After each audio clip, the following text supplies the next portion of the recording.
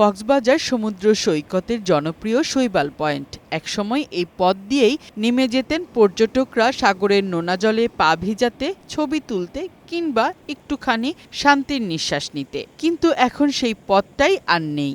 ভেঙে গেছে, ধসে পড়েছে সাগরের গর্ভে। স্থানীয় বাসিন্দা ও পর্যটকরা বলছেন, এমন ভাঙন তারা আগে দেখেননি।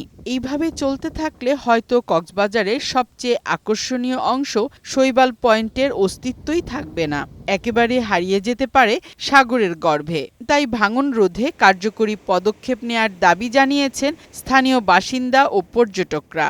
এখানে পর্যটকরা চলাফেরা করতে পারতেছে না, আর এরকম যদি ভাঙন হতে থাকে পুরা শৈবালই বিলীন হয়ে যাবে। অতি দ্রুততম সময়ে যদি এটা টেক কেয়ার করে, আমার মনে হয় এটা ভাঙন প্রতিরোধ করা সম্ভব। কক্সবাজারে পর্যটক কমে যাবে, তো আমরা চাই যে সরকার এটা নিয়ে ভালো একটা উদ্যোগ নিক। পরিবেশবিদরা বলছেন, সাময়িক সমাধান নয়, টেকসই পরিকল্পনা এবং বাস্তবায়ন ছাড়া কক্সবাজার সৈকতের অস্তিত্ব রক্ষা কঠিন হবে। কর্তৃপক্ষ যেন এটার যথাযথ একটা পরিকল্পনা গ্রহণ করে, সুষ্ঠুমেয়াদী পরিকল্পনা গ্রহণ করে ভাঙন যেন রোধ করে।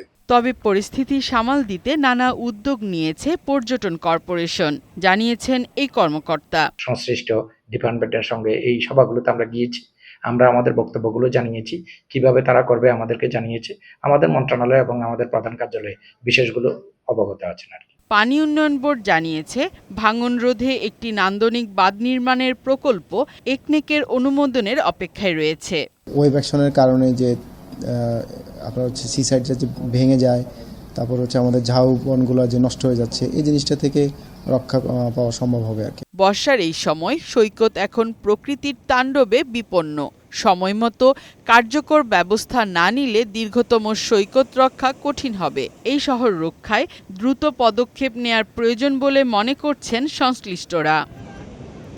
ফারহানা শিমু, বৈশাখী সংবাদ।